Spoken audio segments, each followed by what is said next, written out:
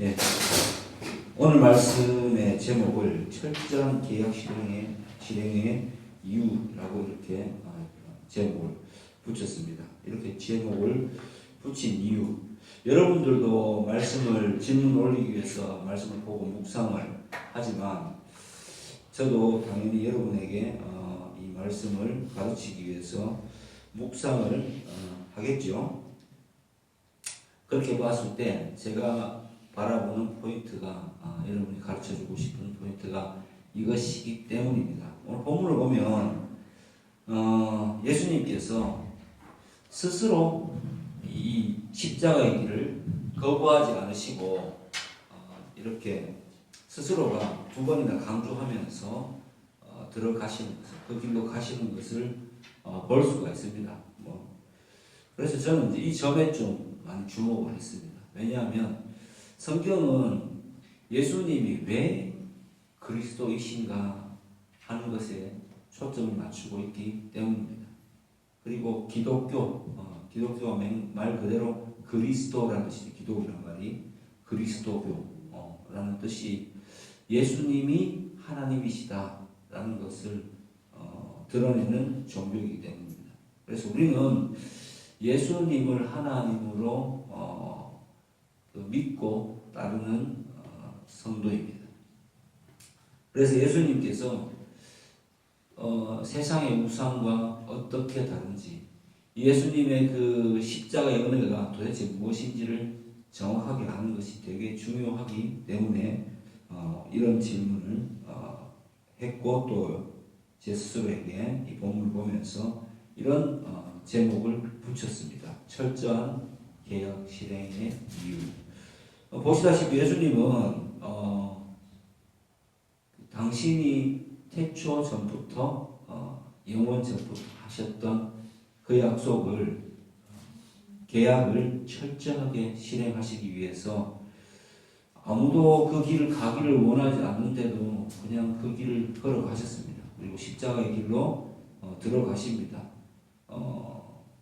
인간에게 자신의 어떤 그 운명을 기꺼이 내어주고, 사실은 예수님께 설계하신 거지만 그렇게 십자가를 지시러 들어가십니다. 그 이유가 도대체 무엇일까요? 신이신데 이렇게까지 하는 이유가. 기독교는 여기서 큰 차별점을 가집니다. 기독교는 뭔가 이렇게 하나님의 사랑을, 예수 그리스도의 사랑을 전파하는 이 종교이면 틀림이 없지만 우상과 무엇이 다르냐를 이런 점에서 명확하게 구분하고 있습니다. 불교를 예를 들면 자기 자신의 수행을 통해서 어떤 그 신의 경지에 이르르는, 해탈의 경지에 이르르는 것을 추구하는 종교입니다. 우리가 아는, 흔히 보는 그런 생각과는 다릅니다. 근데 사람들에게 기독교라고 하면은 뭔가 사랑과 평화를 전하고 이런 쪽으로만 자꾸 생각을 하고 세상의 도덕을 강요하기도 하는데, 바라기도 하는데, 물론 그것도 예수 그리스도의 사랑을 전파하는 과정에서 일어나는 길이긴 하지만 최종적으로는 세상과 이렇게 어울려 갈 수는 없는 종교입니다. 내용 자체가 그렇잖아요. 그래서 세상 사람들하고의 가치관하고는 전혀 다른 방향으로 흘러갑니다. 세상에서는 자기 자신이 신이지만 우리는 예수님이 우리의 신임을 믿고 따르는 데 이르러야 되기 때문입니다. 예수님이 우리가 우리의 신이심을 알기 때문에, 그 예수 그리스도의 영이신 성령께서 우리에게 오셨기 때문에 그것을 증명하는 방법이 세상 속에서 나의 인격과 내 삶의 어떤 그 형태를 통해서 예수님이 정말 지금도 이 세상을 통치하시고 계시구나 하는 것을 느끼게 하는 것이 바로 전도이고 우리 삶의 형태입니다.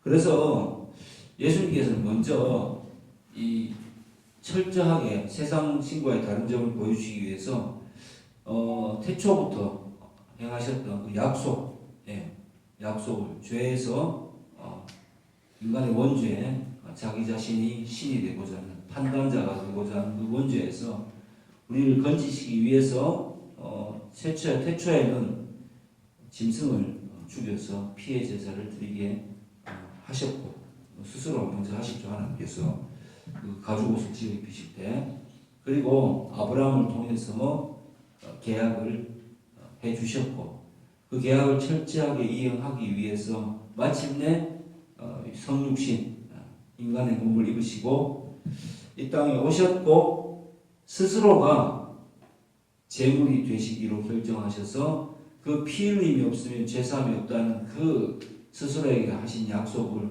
스스로가 제물이 되심으로써 지켜내십니다. 이렇게 하신 이유가 뭐라고요? 다음 약속, 예수께서 또다시 가신 그대로 오실 때, 재림하실 때에 우리를 영원한 천국, 그리스도가 지으신 세상과 모든 것을 알고 고통과 눈물이 없고 주와 함께 영원토록 그 주님이 지으신 온 우주와 세상을 돌아보면서 하나님의 그 전능하심을 찬양하는 그 단계로 이르게 하시기 위해서, 우리를 인도하시기 위해서 이렇게 약속을 이행하고 계신 것입니다. 왜냐하면 세상에 우리 종교를 믿는 방식을 보면 나름의 사람들이 고안해낸 방식, 신이라는 존재가 우리보다 능력이 있는데 우리가 잘 달래야 하고 또 원하는 바가 있을 거기 때문에 우리식의 어떤 희생을 드리고 인간이 생각하는 대로 생각을 만들어낸 신이니까 생각하는 대로 이렇게 저렇게 해야지만 신이 반응할 거라고 생각하는 그러한 다양한 생각 속에서 움직이고 그렇게 했지만 기독교는 전혀 다릅니다.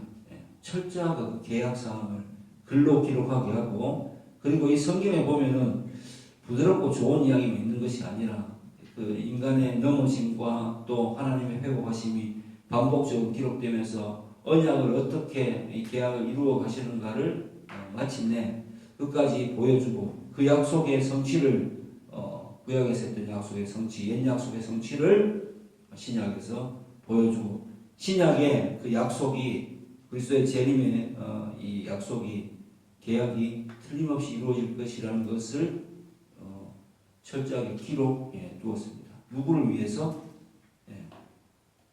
이 시대를 살아가는 당신의 성도들을 위해서 기록해 놓으셨습니다. 그리고 우리가 아는 글의 형식으로 기록해 주셔서 그것을 꼭 이루시겠구나 하는 믿음을 주시기 위해서.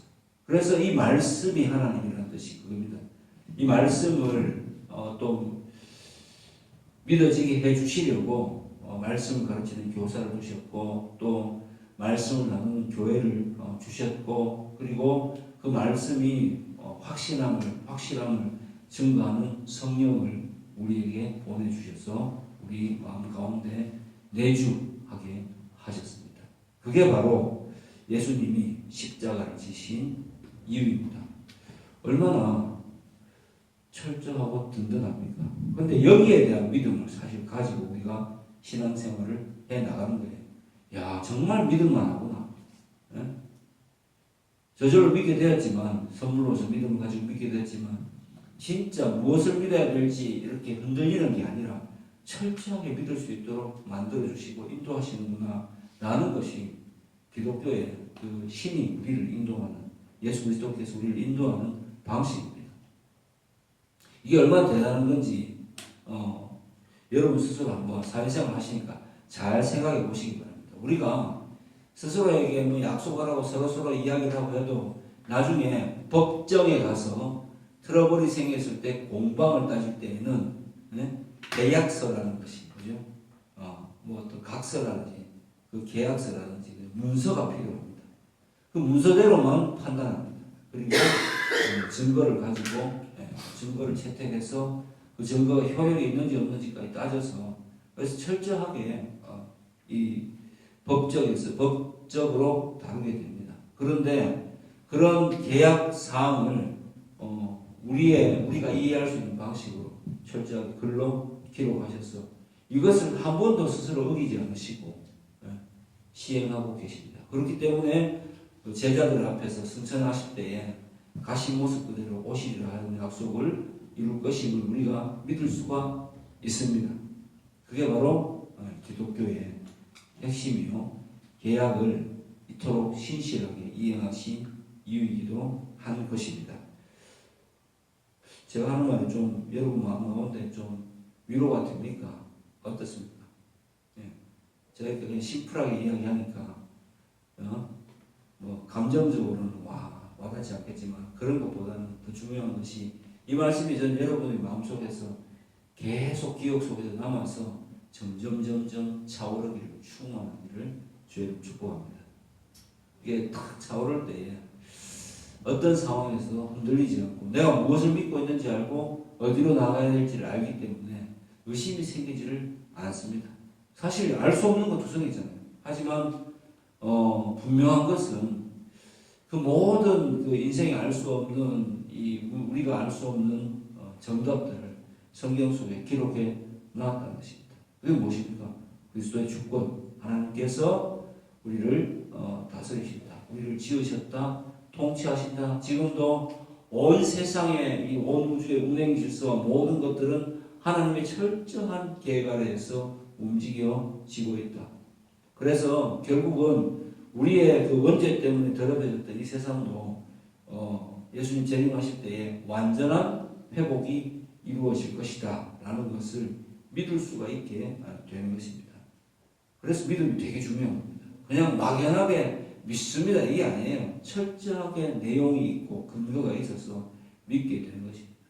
그래서 사실 기독교 신앙은 우리나라에서는 좀 이게 좀 잘 이해가 안 되는데 우리 교회가 지금 이런 방식을 취하는 이유가 스스로가 말씀을 보고 묵상하고, 그죠? 온 교회가 먼저 성도들이 먼저 말씀 가운데에서 위로를 받기도 하고 또 그 의문을 궁금증을 가지고 함께 모여 있을 때에 교사인 목사에게 또 이렇게 질문을 해서 강론도 하고 하면서 그렇게 이제 예배를 드리고 해야지 점점 더 여러분의 신앙이 성숙해져 갈 수 있게 될 것이기 때문입니다. 신앙의 성숙은 결국 우리가 자꾸 뭔가를 우리의 거짓된 생각들을 조금씩 버려나가는 겁니다. 채워나간다기보다는 버려나가는 것이 맞습니다. 오직 하나님의 말씀으로 우리의 그 가치관을 채울 수 있다면 우리는 생각보다 세상의 많은 문제들에 대해서 의연하게 대처할 수 있게 될 것이기 때문입니다. 예, 이제 질문으로 넘어가겠습니다. 첫 번째 질문입니다. 이번 본문에서 베드로에게 귀가 잘린 대제사장의 종 말고란 이름이 왜 언급되었는지 궁금합니다. 말고란 이름의 의미 때문인지 아니면 일회성으로 나온 것인지 궁금합니다. 예, 말고란 이름이 요한복음에 등장합니다. 베드로가 귀를 자른 사건은 다른 데에서도 등장하는데 누가복음에서는 말고의 귀를 예수님께서 붙여 주십니다. 그 자리에서 지려 주십니다. 왜 이 이름이 언급되었는지 요한복음은 기록 시기가 공관복음과는 좀 다릅니다. 그래서 거의 베드로가 순교당하고 거의 마지막 거의 그 끝부분에서 공관복음이 다 기록되고 베드로가 순교당하고 난 뒤에 기록이 되었어요. 그래서 그 공관복음은 특별히 어떤 대제사장 종이라고 언급을 하는데 이 사도 요한은 이제 베드로에게 가해지는 위협이라든가 그죠? 예.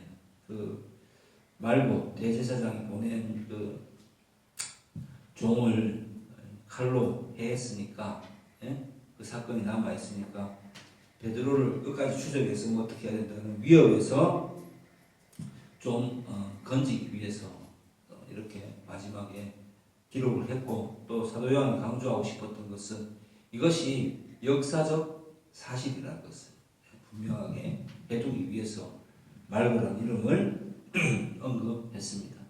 실제로 일어났던 일, 증인 이렇게 함께 이 그리스도의 십자가 사건이 진짜 역사 속에서 일어났던 사건이다라는 것을 후대 사람들에게 증거하기 위해서 이렇게 말고란 이름을 언급했습니다. 두 번째 질문. 본문에서 예수님께서 나서실 때에 찾아온 이들이 땅에 엎드렸는데 믿지 않는 그들이 왜 그렇게 하였는지 궁금합니다. 본문을 보면은 예수님이 내가 그 일을 하니까 다들 땅에 엎드렸다 했습니다. 그게 바로 예수님의 신적 권위. 내가 그다. 내가 바로 태초부터 이 세상을 창조하였고 다스렸던 바로 그 신이다 라는 것을 보여줬겠고, 이 사람들의 입장에서 예수라는 사람을 잡으러 왔는데 그들이 들었던 예수라는 사람이 어떤 사람이에요? 죽은 사람을 살리고 안전병을 일으키고 또 물로 포도주를 만들고 많은 병자들을 고치고 오병이어의 기적을 일으키고, 그리고 친히 그 나귀를 타고 겸손하게 예루살렘으로 입성하신 그런 그 자기 자신의 입장에서 함부로 대할 수 없는, 만약 우리 앞에 굉장히 유명한 사람이 유튜브에서 뭐 유명하다 그죠? 유명인이 앞에 딱 와서 했을 때 있을 때 나도 모르게 그 사람에 대한 뭐 안 좋은 생각도 가지고 반감도 가지고 그죠? 그랬더라 하더라도 그 유명세 때문에라도 인간이라는 존재가 사실 자기보다 강한 존재가 좀 움츠리게 돼 있잖아요. 뭐 예화를 들자면 이런 게 있습니다. 박정희 대통령일 때인가 그 동네에 새마을 운동 때문에 어디 이렇게 시정을 다니고 있었는데 그 동네 깡패가 건달이 박정희 대통령에게 왔다가 그 위세에 그냥 별 말도 하지 않았는데 압도당했다. 뭐 그런 이야기들이 유튜브에 잘라 돌아요. 실제로 그렇지 않겠습니까? 우리 눈앞에 우리가 장관이나 뭐 이 세상의 권위를 가진 사람들이 등장해도 그런데 하물며 신적 권위를 가진 이 예수님께서 내가 그라고 당당히 나섰을 때 자기도 모르게 땅에 엎드릴 수밖에 없었다라는 것을 사도 요한은 보여주기 위해서 이 본문을 이렇게 기록하고 있는 것입니다. 자, 세 번째 질문. 살짝 이해가 안 되지만 베드로는 자신을 알아보는 사람이 있을 만한 장소에 갔습니다. 바로 달아나지도 않고 예수를 모른다고 말하면서 계속 그 장소에 있었습니다. 저 같으면 잡힐까봐 거기 갈 생각도 못했을 듯한데 베드로가 담대한 것일까요? 아니면 당시의 상황이 우리가 추측하는 것처럼 심각한 것이 아니었던 것일까요? 예수님 잡혀가는 게 뭐 그다지 뭐 대단한 사건이 아니다 이렇게 볼 수 있지 않느냐는 얘기죠. 그리고 베드로는 무엇을 보기 위해 그 장소에 간 것일까요? 아니면 성령 받기 전에 사도들은 당시 사람들이 보았을 때 신경 쓸 가치도 없었던 존재였던 것이었기 때문에 예수의 제자라는 이야기가 나와도 애써 잡으려 하지 않았던 것일까요? 이렇게 질문을 했습니다. 근데 본문을 가만히 보면 이렇게 나와 있습니다.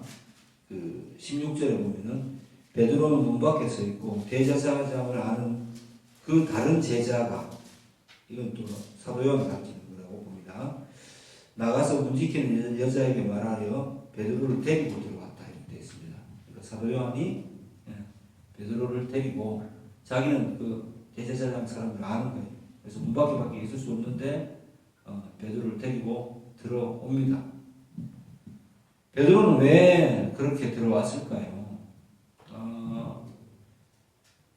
실질적으로 베드로는 예수님을 사랑하고 충성스러운 사람이었다는 증거가 먼저 됩니다. 그래서 본인이 그 말고의 귀를 치면서까지 충성심을 드러냈지만 예수님의 대응 방식 자체가 너무 무기력해 보였지 않겠습니까? 응? 귀를 붙여주고 나를 끌고 가라. 그리고 내 제자들은 건드리지 말아줘. 그래서 그 말씀을 이루기 위해서 그렇게 하셨다고 했죠. 그죠? 내게 속한 자들은 하나도 잃어버리지 않게 하기 위해서. 그리고 그냥 그렇게 잡혀가시는 거예요. 그 자리에서 사람들이 땅에 이렇게 엎드려지게 할 정도의 이 권위를 가지신, 능력을 가지신 분이 스스로 잡혀 들어가는 길을 택하셨기 때문에 거기에서 나오는 허탈함, 이런 게 좀 엄청나지 않았을까. 그리고 자기 자신이 나는 죽기까지 주를 따르겠다라고 했던 약속도 존재합니다. 그러니까 인간이라는 존재가 자기 확신만 가지고는 될 수 없다는 것도 동시에 보여주지만, 그렇지만 내가 했던 말에 대해서 확인하고 싶고 자기 확신에 대한 어떤 실행을 하고 싶지 않았을까. 그러나 두려움은 또 굉장히 컸겠지요. 그래서 이 일의 전말을 시작과 끝의 진행이 어떻게 되어가는가를 알기 위해서 베드로는 예수님을 멀찍이, 다른 공간 복음서에 보면 멀찍이 따라갔다, 멀찍이서 보았다라는 게 계속 기록되어 있어요. 그러니까 드러내놓고 옆에 가지는 못하고 멀찍이 갔다라고 기록이 되어 있습니다. 하지만 예수님의 근처에는 이 사도 요한처럼 붙어서 보지는 못하는 겁니다. 그래서 이 거리가 이 본문에서는 칼빈도 그런 이야기를 했지만 되게 중요합니다. 예수님과의 거리. 그래서 본인이 두렵기도 하고 알아볼 만큼 그렇게 하기도 했지만은 자기가 뱉은 말 때문에 가게 되고, 하지만 멀찍이 계속 있는 것입니다. 그런데 이런 게 있잖아요. 유명인 옆에 서 있는 사람을 가늠할 수는 있지만 정확하게 저 사람이 누구인지에 대해서 그 사람인지 아닌지에 대해서는 헷갈릴 확률이 높습니다. 제가 예를 들어 볼까요? 대통령이 방송에 나올 때 옆에 있는 경호원들 제대로 기억하는 사람 있어요, 없어요? 지금 국무총리 누구입니까? 네, 국방부 장관은 이렇게 촉짝 붙고 그 사람들 옆에 있으면 기억이 나요, 안 나요? 기억날 것도 같고 아닐 것도 같아요. 그게 보편적인 것입니다. 그런데 하물며 매스컴도 없던 시대에 멀찍이서 봤던 사람들이 긴가민가 하지 않겠습니까? 예수님은 확실히 알겠죠. 그런데 마지막 세 번째 부인할 때에 누가 나옵니까?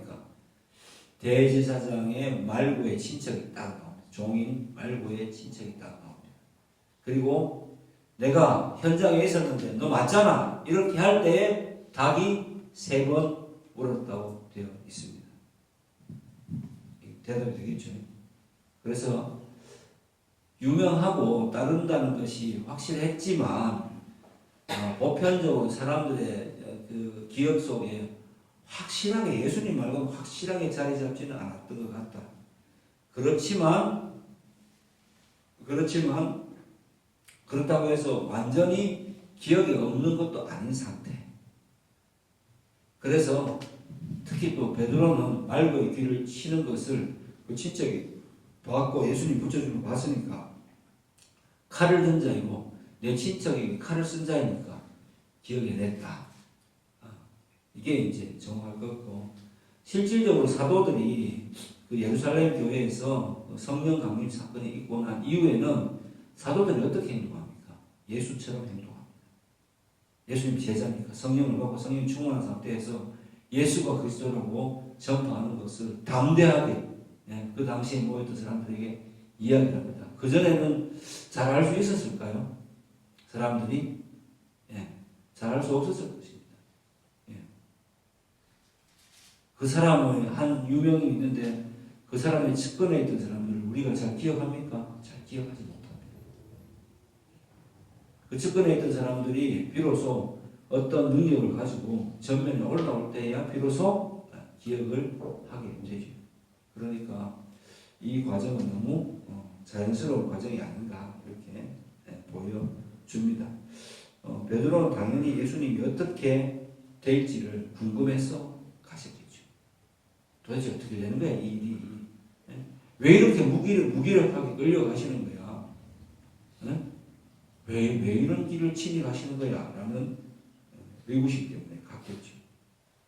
그런데 이 거리가 나중에 결국 문제를 일으켰지만 나중에 또 요한복음 21장에서는 어떻게 회복됩니까? 예수님께서 부르실 때에 가까이 가서 또 내 양을 먹이라, 내 양을 먹이라는 세 번의 이 권고로 회복을 시켜 주십니다. 예수님과의 거리에서 믿음이 회복되기도 하고 믿음이 없어지기도 한다는 것을 성경은 절묘하게 보여주고 있습니다. 우리가 예수를 믿고 예수를 따르지만 나의 결심, 나의 확신, 내가 죽기까지 따라오니 이렇게 한다는 나는 이제 믿었으니까 세정교회를 대대손손이 나는 열심히 지킬 거예요. 한 사람 있죠, 그죠? 예, 그렇게 막 외치고 있지만 지금 없지 않습니까? 나는 믿음을 잃지 않고 잘 끝까지 가겠습니다.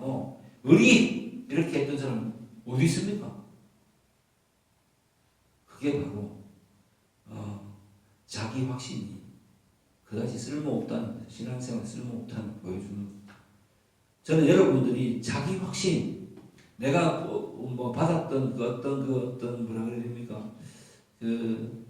이 감동, 어느 설교나 어떤 순간에 받았던, 그죠? 그 그리스도에 대한 어떤 이 충성심, 나로부터 비롯된 충성심, 그리고 그것을 향한 결단, 이런 거를 기억하고 사는 것보다는 신앙생활은 그게 아니라고 생각해요. 그것보다는 그냥 이렇게 매주 질문을 올리고 그리스도가 어떤 분인지를 알고 계속 기억하고 그리고 치열하게 고민하면서 하루하루를 살아가는 그게 훨씬 더 신앙이라고 부를 수 있겠습니다. 예, 부를 수 있다고 봅니다. 그게 신앙생활이에요. 예. 그러면 누군가를 바라보면서 비교를 하지 않게 되죠. 나는 이렇게 열심으로 돈을 내고 헌금하고 난 열심으로 봉사하고 이래 하는데 그렇게 봉사하지 않는 저 사람은 도대체 뭐야? 야, 나는 정말 충성스러운 사람이네. 자기 확신에 빠져서, 그죠? 그렇게 했다가 사람을 보고 하다가 자기 생각이 바뀌면 얼마든지 돌아설 수 있는 게 바로 그런 거짓 믿음의 결과입니다. 거짓 믿음이라고 하기보다는 연약한 믿음이라고 봐야 되겠죠.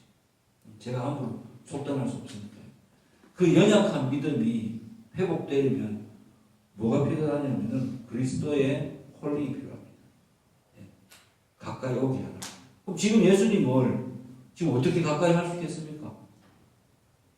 기도, 말씀, 전도, 이 세 가지. 내 양을 먹이라, 내 양을 먹이라, 내 양을 먹이라 했지 않습니까? 우리 먼저 내가 믿음의 어떤 확신을 가졌지만은 그 믿음이 흔들릴 때 맨 먼저 해야 될 것은 말씀을 들어야 됩니다. 말씀을 보아야 되고 말씀을 들어야 되고 그 말씀 안에서 부르시는 주님의 음성, 명령하시는 그 주님의 음성을 들어야 됩니다.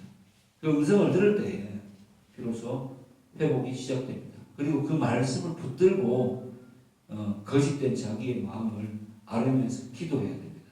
제 마음을 고쳐달라고. 제가 용기가 없다고. 믿습니다. 나는 주님을 만족시켜 드릴 겁니다. 제가 열심히 하겠습니다. 이런 기도를 하는 게 아니에요, 설교는. 제가 말씀을 주시지만, 저 이렇게 하면 저는 큰일 날 것 같아요. 제 생존이 완전히 무너질 것 같아요, 베드로처럼. 내가 지금 여기서 예수님을 인정해버리면, 제자였던 것을 인정해버리면, 내가 제대로 살아갈 수 없을 것 같아요. 생존이 위협을 받을 것 같아요. 대역 죄인의 최측근으로 있었던 내 정체성이 드러난 정체가 드러나면서 내 생존이 위협받을 것 같아요. 하면서 자꾸 이 신앙적 갈등을 하면서 자꾸 말씀을 밀어내는 게 현재 베드로의 상태예요.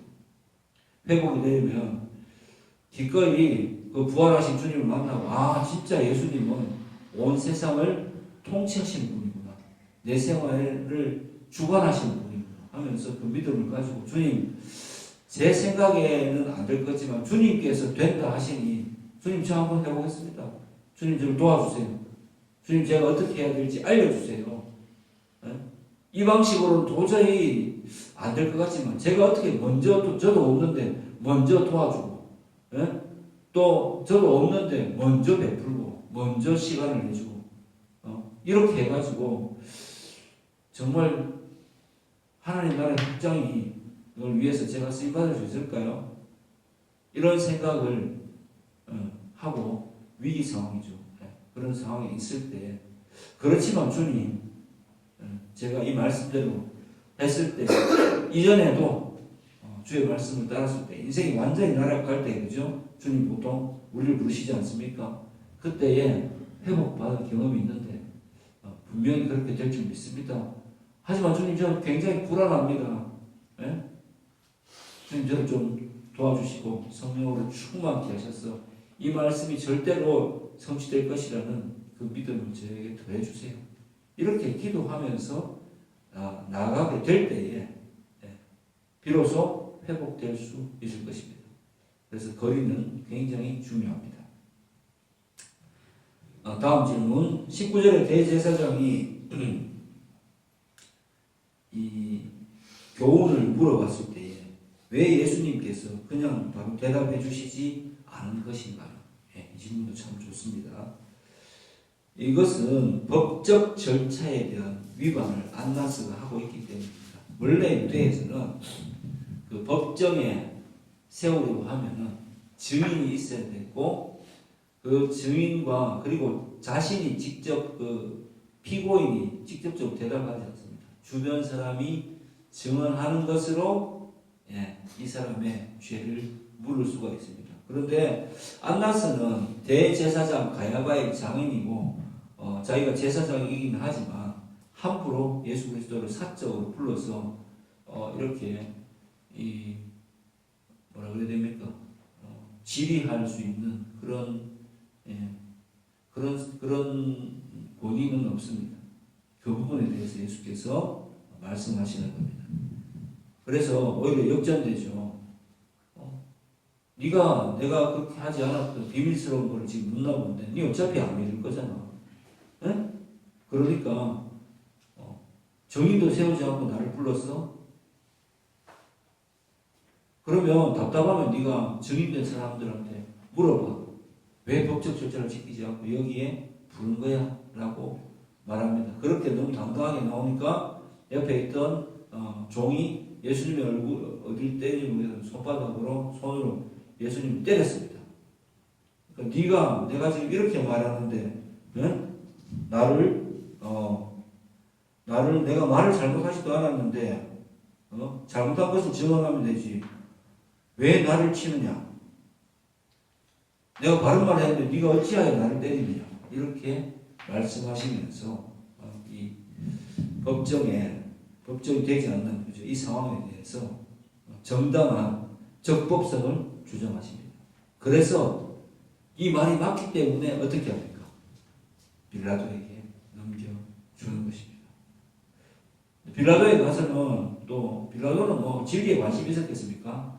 예수님이 죄가 없다는 걸 알면서도 이 유대인들이 워낙 이 예수의 처벌을 원하기 때문에 선동당해서 폭동이 일어날까봐 로마의 골치 아픈 일을 불러일으키지 않기 위해서 예수님을 내어줍니다. 유대인들에게. 바라바를 살리고 예수 그리스도를 십자가에 못 박는 우리 신앙 고백에 사도신경에 항상 나오는 본디오 빌라도에게 십자가에 못 박혀 죽으시고라는 장면을 완성을 하게 됩니다.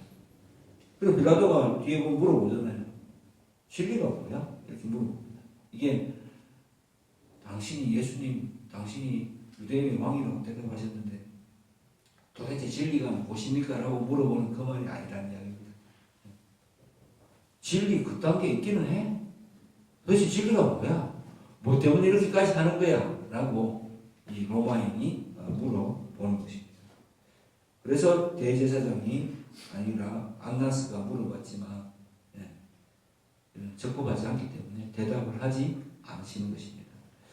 자, 마지막 질문 아까 이야기했는데 베드로가 죽어도 주를 따르겠다 했는데 왜 배신했을까요? 두려움 때문이죠. 인간의 본성 맞습니다. 아니면 그 당시 현실 이것도 맞습니다. 결국 베드로는 예수 그리스도께서 예언하신 대로 닭이 울 때에 3번 부인하게 되고 그 사실에 대해서 깜짝 놀라면서 이 예수님 부활하신 예수께로 다시 다가가게 되고 이 사건 때문에 아마 예수님이 부활하셨을 때 베드로가 먼저 달려가서 예수님을 만나게 되고 예수님께서 만나주시죠. 그리고 내 양을 먹이라는 이 권고를 받게 되고 그 이후로는 성령을 받고 바뀐 베드로는 예수님과 똑같이 십자가에 달리는 것은 너무도 그 불경이라고 생각했기 때문에 거꾸로 십자가에 못 박혀서 순교당합니다. 그게 바뀐 베드로의 모습입니다. 자, 그래서 믿음이 우리에게서 나는 것처럼 착각하면 절대 안 됩니다. 지금 이 자리에 있지만 우리도 많은 상황에서 갈등하잖아요. 근데 내가 믿음을 가졌는 것처럼 착각하지 마세요. 믿음은 말씀을 통해서 선물로 주어집니다. 그리고 이게 이론적으로 내가 들어봐도 아무리 봐도 맞는 말인데 안 믿어질 수도 있어요. 믿고 싶은데 안 믿길 수 있어요. 왜 그런 줄 아십니까? 그게 본디 인간의 모습입니다. 그럴 때는 어떻게 해야 될까요? 야, 내가 이 정도밖에 안 되구나. 이걸 빨리 깨달아야 돼요. 베드로처럼. 내가 되게 막 자기 확신을 가지고 내가 잘 믿을 수 있을 거고 내 말을 지킬 수 있을 것처럼 그렇게 남들 앞에서도 말하고 내 스스로를 굉장히 스스로의 그 자긍심을 높여보지만 실제로는 베드로보다 나을 게 하나도 없는 사람이다라는 것을 인정을 하는 게 되게 중요합니다. 그리고 진짜 믿고 싶다면 선물로 주어지는 것들 그러면 내가 의지적으로 하는 건 그게 아니라 하나님께서 만약 당신에게 믿음을 주시기로 작정하셨다면 어떻게 기도해야 되겠습니까? 내가 이런 사람밖에 안 되는구나 라는 것을 자기 인정을 먼저 하고 주님 나를 불쌍히 여기소서 하고 그리고 주님께서 믿음을 주실 때 자기의 그 나약하고 연약하고 그죠? 그런 모습에도 불구하고 주님이 정말 믿음을 주시면 믿겨지게 됩니다. 저도 그런 체험을 했었거든요. 믿어지게 되는, 믿고 싶은 게 아니라 믿겨지게 되고 부인을 할 수가 없어요. 저는 그 십자가를 지고 가는 이 예수 그리스도의 그 눈빛 같은 것들을 옛날에 참 초창기에 이 믿음을 선물로 받았을 때에 집회 가운데에 기도하는 가운데에 보게 되고 거기에서 좀 큰 회개를 하게 된 은혜를 받았습니다. 논리적으로 이걸 아무리 이해하고 하려고 한다 해서 인간이 스스로 논리로는 절대로 이 믿음을 가질 수 없다는 것을 이 본문이 철저하게 베드로의 모습을 통해서 보여주는 것입니다. 다른 제자들은 나왔던가요? 다른 제자들은 다 그냥 뿔뿔이 흩어졌어요. 베드로처럼 그 예수님이 어떻게 됐는지 확인하러 갔다는 기록도 아예 없습니다. 그냥 다 흩어져 버렸어요. 사도 요한과 베드로만. 그래서 저는 요한복음 보면 사도 요한이 자기 자신에 대해서 참 굉장히 긍정적인 마음도 가지고 있다. 어떤 그 주님께서 주신 그 말씀을 잘 따라 기록적으로 그죠? 보여주셨다는 그 사랑의 사도를 그러잖아요. 이 요한의 모습은 자기가 겸손하게 잘 이렇게 표현하고 있습니다. 요한이 갔다 이런 이야기는 다른 제자가 자기를 뭐 다른 사람이라고 표현을 하면서 그 옆에 있던 제자가 이렇게 너도 뭐 어떻게 하려나 하고 성만찬에서 그죠? 자기 모습을 그렇게 표현하는 것을 보면 그 사랑하시는 제자 이렇게 이제 자기를 표현하는데 항상 이 사도 요한이 자기를 표현할 때는 예수님의 관점에서 자기의 모습을 표현하는 것을 볼 수 있습니다. 여러분 어떻습니까? 오늘 본문에서 보았을 때 많은 질문을 했는데 우리가 베드로보다 더 나은 신앙을 가지고 있을까요? 적어도 주님을 만나고 나 정말 예수 믿고 끝까지 난 예수님께 의지키면서 열심히 해보려는 뭐 그런 정도의 기도라도 혹시 해보셨습니까?